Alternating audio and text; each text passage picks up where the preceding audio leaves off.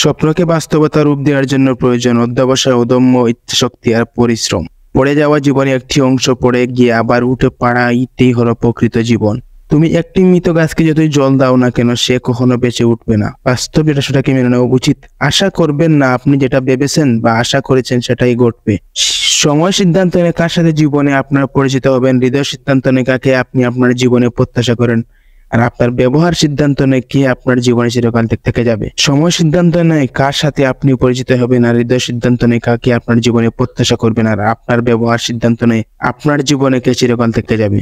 জীবনে কঠিন বাস্তবতা বড় তাই ভাবের প্রবাহে ডুবে যাওয়া নিরর্থক। সুদূর জীবন পথে চলতে গেলে কঠিন থেকে কঠিনতম বাস্তবের সম্মুখীন হতে হবে। তাই বলে থেমে গেলে চলবে না, সামনের দিকে সর্বদা এগিয়ে চলতে হবে।